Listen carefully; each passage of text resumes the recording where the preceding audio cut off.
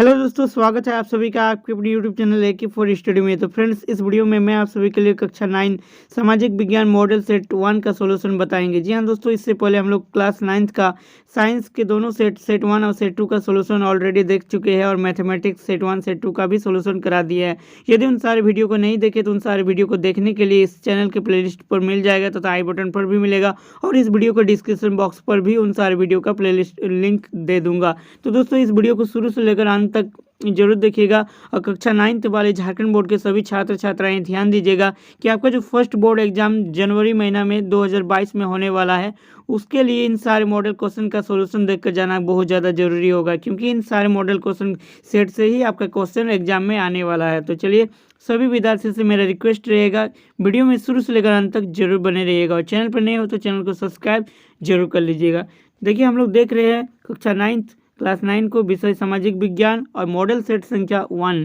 यहाँ दोस्तों सब में सेम टू सेम निर्देश है, 40 क्वेश्चन रहेगा, 40 मार्क्स रहेगा। तो चलिए, फर्स्ट क्वेश्चन देखिएगा, 1815 ईस्वी में किस युद्ध में फ्रांस की हार हुई? तो ये दोस्तों वाटरलू। यहाँ दोस्तों ऑप्शन को इसके लिए राइट हो जाएगा।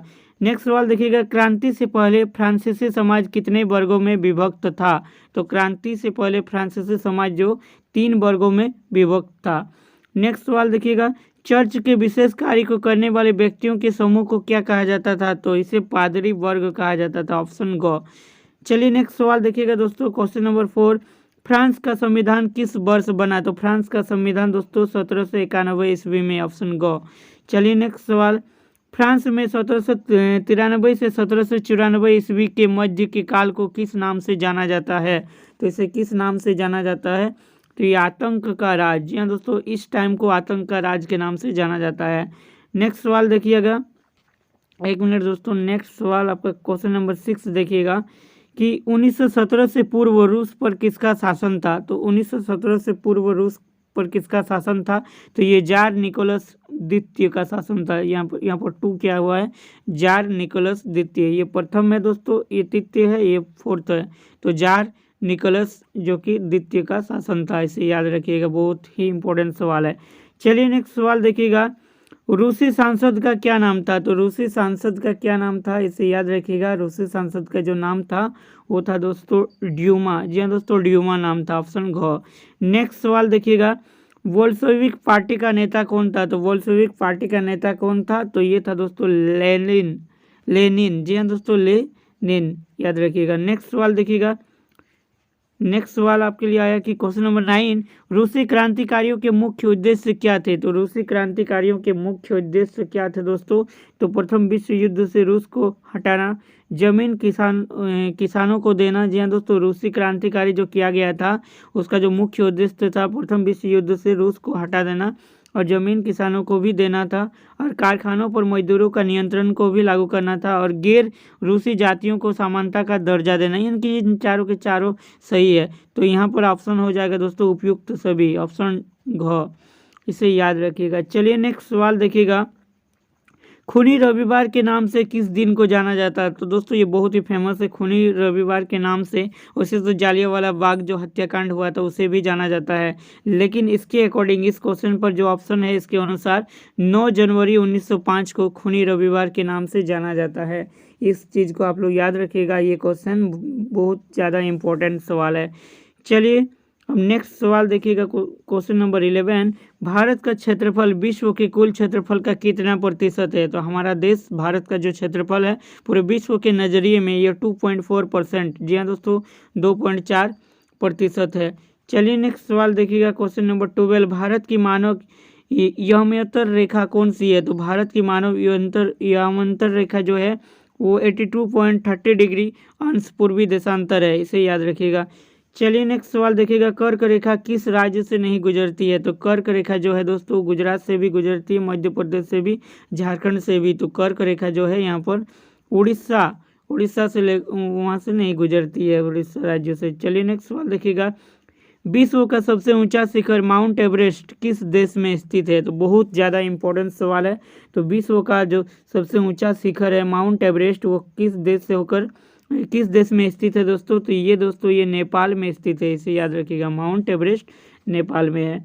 चलिए नेक्स्ट सवाल देखिएगा, एक स्थलीय भाग जो 3 और समुद्र से घिरा हो, मतलब एक जमीन है जो कि तीनों तरफ से समुद्र से घिरा है, उसे हम लोग क्या कहेंगे? द्वीप, तट या प्रायद्वीप। बताइए इसका आंसर क्या हो जाएगा? इसका आंसर अगर जानते हैं तो कमेंट कीजिएगा दोस्तों। तो इसका आंसर जो होता है वो बता दूं कि प्रायद्वीप कहते हैं दोस्तों। ये ऑप्शन ग हो जाएगा।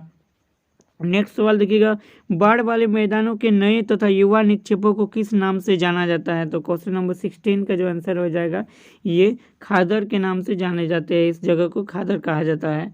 चलिए नेक्स्ट सवाल, क्वेश्चन नंबर 17, गोवा के दक्षिण में स्थित पश्चिम तटीय पट्टी को किस नाम से जाना जाता है? तो क्वेश्चन नंबर 17 का जो आंसर हो जाएगा वो कोकोन। जी हाँ दोस्तों, इसे कोकोन कहा जाता है। नेक्स्ट सवाल देखिएगा, किस द्वीप का निर्माण प्रवाल भित्ति से हुआ है? तो किस द्वीप का निर्माण प्रवाल भित्ति से हुआ है? तो इसका जो आंसर हो जाएगा दोस्तों लक्षद्वीप। जी हाँ दोस्तों, लक्षद्वीप का निर्माण हुआ। विश्व की सबसे बड़ी अफवाह द्रोणी किस नदी का है? तो विश्व का जो सबसे बड़ी अफवाह द्रोणी किस नदी का है? तो इसका आंसर हो जाएगा दोस्तों क्वेश्चन नंबर 19 का आंसर अमेजन। जी हाँ दोस्तों, अमेजन विश्व की सबसे बड़ी नदी है और इसी पर है ये। नेक्स्ट सवाल देखिएगा, कौन सी नदी अरब सागर में गिरती है? तो कौन सी नदी, यहाँ पर 4 ऑप्शन दिया है, गंगा, यमुना, नर्मदा और गोदावरी। तो बताइए अरब सागर पर कौन सी नदी गिरती है? तो इसका आंसर हो जाएगा दोस्तों नर्मदा नदी पर, ऑप्शन ग। चलिए नेक्स्ट सवाल देखिएगा, देखिए यहाँ पर लमपुर दिया है, तो यहाँ पर जो है दोस्तों शायद यहाँ पर जो है ना लमपुर नहीं होगा, यहाँ पर थोड़ा मिस्टेक किया है, ये हो जाएगा पलामपुर। क्या होगा? पलामपुर, याद रखिएगा, यहाँ पर करेक्ट कर देते हैं। देखिए पलामपुर गांव की कितनी प्रतिशत जनसंख्या अपनी आजीविका के लिए कृषि पर आश्रित है? पलामपुर एक जगह का नाम है जो कि वहाँ का जनसंख्या कितना प्रतिशत बोला है कि कृषि वाले करते हैं, यानी कि कृषि कार्य करते हैं। तो देखिए क्वेश्चन नंबर 21 का जो आंसर हो जाएगा दोस्तों ये हो जाएगा 75%, यानी कि मैक्सिमम लोग यहाँ के कृषि में डिपेंडेंट है। चलिए नेक्स्ट सवाल देखिएगा, खरीफ फसल की अवधि क्या है? तो खरीफ फसल की जो अवधि है वो जून से अक्टूबर तक, ऑप्शन को राइट हो जाएगा। बहुत ही बेहद इंपॉर्टेंट सवाल, हरित क्रांति का संबंध है। तो हरित क्रांति का संबंध किससे है दोस्तों?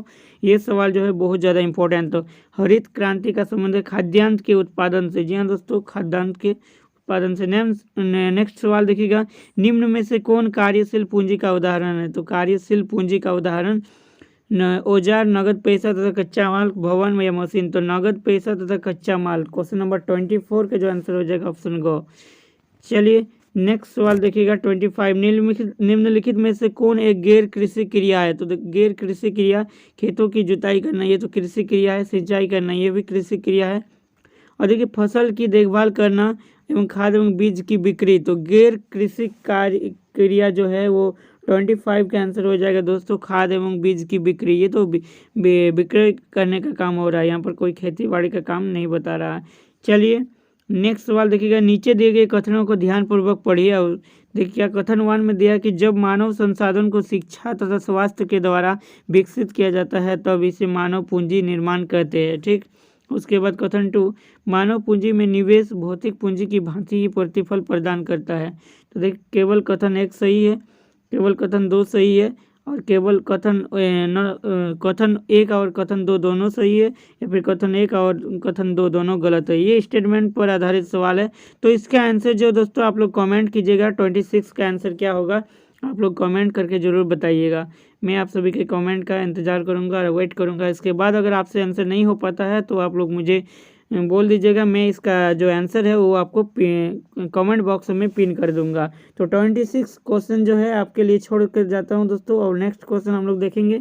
नेक्स्ट क्वेश्चन देखिए, क्वेश्चन नंबर 27, किस प्रकार की जनसंख्या अर्थव्यवस्था की परिसंपत्ति है? तो अर्थव्यवस्था की परिसंपत्ति किस प्रकार की जनसंख्या है? शिक्षित एवं स्वस्थ जनसंख्या, शिक्षित एवं अस्वस्थ जनसंख्या, या फिर अशिक्षित एवं स्वस्थ जनसंख्या, या इनमें से कोई नहीं। तो 27 का जो आंसर हो जाएगा वो शिक्षित एवं स्वस्थ जनसंख्या, जो कि अर्थव्यवस्था को मजबूत बनाएगा दोस्तों। जी हाँ दोस्तों, शिक्षित जितना ज़्यादा रहेगा, जितना ज़्यादा स्वस्थ जनसंख्या रहेगा, उतना ज़्यादा हमारा देश का भी अर्थव्यवस्था मजबूत रहेगा।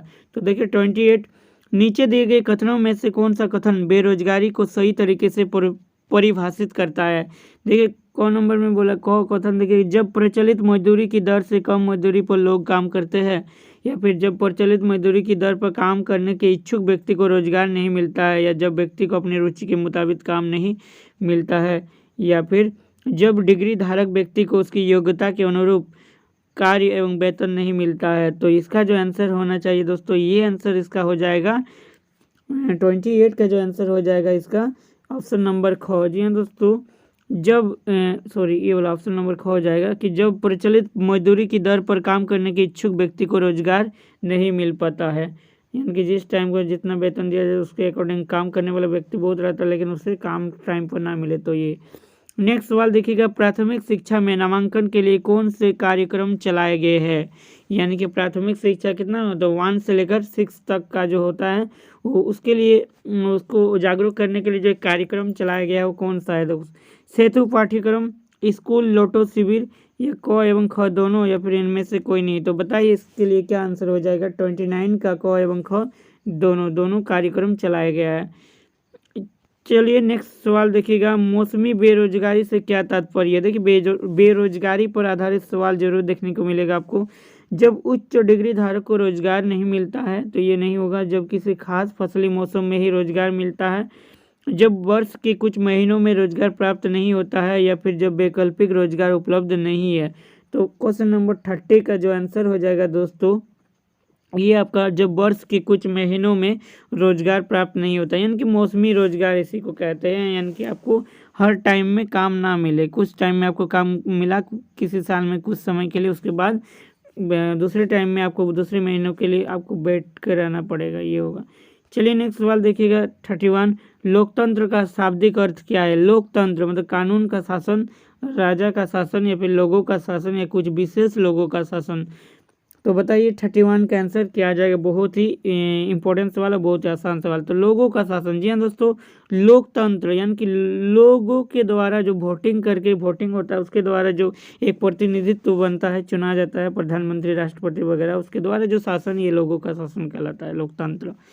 पहले राजतंत्र चलता था, एक राजा पार्टिकुलर होता था, वही शासन करता था। चलिए नेक्स्ट सवाल, इनमें से कौन लोकतंत्र की विशेषता नहीं है। देखिए स्वतंत्र एवं निष्पक्ष चुनावी मुकाबला, देखिए एक ही राजनीतिक दल का शासन, या फिर एक व्यक्ति एक वोट एक मोल, कानून का राज और अधिकारों का आदर। देखिए 32 ये बहुत इंपॉर्टेंट सवाल है दोस्तों। एक ही राजनीतिक दल का शासन मतलब मान के चलिए कोई एक पार्टी है, वही बार बार उसी के पार्टी का लोग अगर आपको देखने को मिलेगा शासन करने वाला, तो ये जो कि लोकतंत्र तो वो नहीं कहलाएगा। मतलब जैसे एक राजा है मान के चलिए कोई, तो उस राजा का बेटा जब वो राजा डेथ कर गया तो उस राजा का बेटा फिर राजा बन गया, फिर उस राजा का बेटा, मतलब पीढ़ी दर पीढ़ी चलते रहता है। यानी कि एक ही राजनीतिक दल, या फिर ऐसे समझिए कि मान के चलिए कोई एक राजनीतिक दल है जैसे कि बीजेपी, या फिर कोई भी मान के चलिए बीजेपी के, चलिए कुछ भी आप जो भी आपका इंटरेस्टिंग हो, कोई एक दल है उसी वही अगर शासन कर रहा है तो उसके अकॉर्डिंग जो हो जाएगा। बार बार अगर आपका जो लोगों के द्वारा नहीं चुना जा रहा है तो ये लोकतंत्र क्या विशेषता नहीं है। तो चलिए नेक्स्ट सवाल देखिएगा, इनमें से कौन सा कथन गलत है। मतलब कौन सा कथन गलत कहा गया। लोकतंत्र शासन का एक ऐसा रूप है जिसमें शासकों का चुनाव लोग करते हैं, ये बिल्कुल सही है। उसके बाद देखिए लोकतंत्र में अंतिम निर्णय लेने की शक्ति लोगों द्वारा चुने गए प्रतिनिधियों के पास ही होना चाहिए, ये भी सही है। लोकतंत्र शासन का एक रूप है जिसमें वंशानुगत शासक द्वारा शासन चलाया जाता है, ये गलत है दोस्तों। वंशानुगत बोले ना कि राजा का बेटा राजा नहीं बनेगा, राजा वही बनेगा जो हकदार होगा, तो यानी कि लोगों के द्वारा जिसे चुना जाएगा। तो 33 का जो आंसर हो जाएगा दोस्तों ग नंबर, जो कि गलत कहा गया है। चलिए नेक्स्ट सवाल देखिएगा 34, इनमें से कौन सा तर्क लोकतंत्र के पक्ष में अच्छा नहीं है। मतलब लोकतंत्र के लिए सही नहीं है, वही बात है। लोकतंत्र मतभेदों और टकराव का संभालने का तरीका उपलब्ध कराता है, जी हाँ बिल्कुल सही कहा है। नेक्स्ट देखिएगा, लोकतांत्रिक शासन पद्धति दूसरों से बेहतर है क्योंकि ये शासन का अधिक जवाबदेही वाला स्वरूप है। और देखिए लोकतंत्र बेहतर निर्णय लेने की संभावना बढ़ाता है, लोकतंत्र नागरिकों का सम्मान नहीं बढ़ाता है। देखिए लोकतंत्र नागरिकों का सम्मान नहीं बढ़ाता है, यहाँ पर जो है ये कथन लोकतंत्र का नहीं है, ये गलत कहा है, तो ये हो जाएगा। नेक्स्ट सवाल देखिएगा, पाकिस्तान में जनरल परवेज मुशर्रफ ने कब सैनिक तख्तापलट की अगुवाई की। तो ये सवाल इतिहास का है दोस्तों। 35 का बताइए आंसर क्या होगा। तो इसका जो आंसर हो जाएगा 1999 ईस्वी में, जी हाँ दोस्तों 1999 में। चलिए नेक्स्ट सवाल देखिएगा, दक्षिण अफ्रीका कब स्वतंत्र हुआ। देखिए कैसा कैसा सवाल पूछा है। तो 36 का जो आंसर हो जाएगा, दक्षिण अफ्रीका स्वतंत्र जो हुआ था, फ्रीडम हुआ था कब दोस्तों, तो ये 1994 जी हाँ दोस्तों 1994 में। अगर पूछा जाए हमारा देश भारत कब स्वतंत्र हुआ था तो इसे भी याद रखिएगा 15 अगस्त 1947 जी हाँ दोस्तों 15 अगस्त 1947 इसे याद रखिएगा। चलिए नेक्स्ट सवाल देखिएगा, रंगभेद की नीति इनमें से किस देश में प्रचलित थी? तो रंगभेद की नीति कौन से देश में प्रचलित थी? तो ये दक्षिण अफ्रीका में। नेक्स्ट सवाल, भारतीय संविधान सभा में सदस्यों की संख्या कितनी थी? तो हमारा देश में जो भारतीय संविधान है इस पर सदस्यों की संख्या वो कितनी थी? तो 37 का जो आंसर हो 38 का जो आंसर हो जाएगा दोस्तों ये आपका 299 जी हाँ दोस्तों 299। चलिए नेक्स्ट सवाल देखिएगा 39, लोकतांत्रिक संविधान में इनमें से कौन सा प्रावधान नहीं रहता है? तो देखिए शासन प्रमुख के अधिकार, शासन प्रमुख का नाम, विधायिका के अधिकार या देश का नाम। तो देखिए यहाँ पर 39 का आंसर हो जाएगा आपका शासन प्रमुख का नाम, यानी कि शासन प्रमुख का नाम प्रावधान नहीं रहता है। नेक्स्ट सवाल जो कि अंतिम सवाल है इस model set social science class 9 set 1 का, तो भारतीय संविधान सभा ने किस दिन अपना काम पूरा कर लिया? यानी कि हमारा देश का संविधान कब कंप्लीट हो गया? बहुत ही बेहद बहुत ही जानकारी वाला इंपॉर्टेंट सवाल किया गया है। तो बताइए इसका आंसर क्या होगा दोस्तों? तो ये होगा 26 नवंबर 1949 को हमारा देश का संविधान बनकर रेडी हो चुका। उसके बाद अगर पूछा जाए दोस्तों हमारा देश का संविधान कब लागू हुआ था, तो संविधान जो हमारा देश का लागू हुआ था वो 26 जनवरी जी हाँ दोस्तों 26 जनवरी 1950 को। इसीलिए उस दिन हम लोग क्या मनाते हैं 26 जनवरी को एक स्पेशल डे के रूप में मनाते हैं जो कि रिपब्लिक डे, गणतंत्र दिवस। हमारा देश उस दिन गणतंत्र लोकतंत्र हो गया था। तो दोस्तों ये था class 9 social science model set 1 का पूरे 40 क्वेश्चन का सॉल्यूशन। आई होप कि आप सभी को ये वीडियो पसंद आए तो प्लीज़ इस वीडियो को एक लाइक कर दीजिएगा और चैनल पर नए हो तो चैनल को सब्सक्राइब जरूर कर लीजिएगा। हमारे टेलीग्राम चैनल पर नहीं जुड़े हैं तो अभी फटाफट जुड़ जाइएगा, क्योंकि इस PDF में मैं आप सभी के लिए जितना आंसर जो प्रोवाइड किए हैं एक कोई पेज में लिखूंगा, उसके बाद इसी PDF में अटैच कर दूंगा, वहां पर आपको अपलोड कर दूंगा, ताकि ये तो PDF आप सभी के पास जरूर होगा लेकिन वहां पर आपको उस टेलीग्राम चैनल पर आइएगा तो वहां पर ये PDF मिल जाएगा आंसर के साथ। तो उसको पाने के लिए वीडियो को पहले शुरू से लेकर अंत तक जरूर देखिएगा, एक लाइक कर दीजिएगा, एक या दो मित्रों के साथ शेयर जरूर कर दीजिएगा, एक प्यारा सा कमेंट करके चैनल को सब्सक्राइब कर लीजिएगा। यदि चैनल को सब्सक्राइब ऑलरेडी किए हुए तो आप सभी का धन्यवाद, थैंक यू। और इसी तरह का और वीडियो पाने के लिए हमारे चैनल के साथ बने रहिएगा। और तब तक के लिए टेक केयर, बाय बाय। तब तक के लिए स्क्रीन पर आ रहे हैं इन सारे वीडियो को आप देख सकते हैं।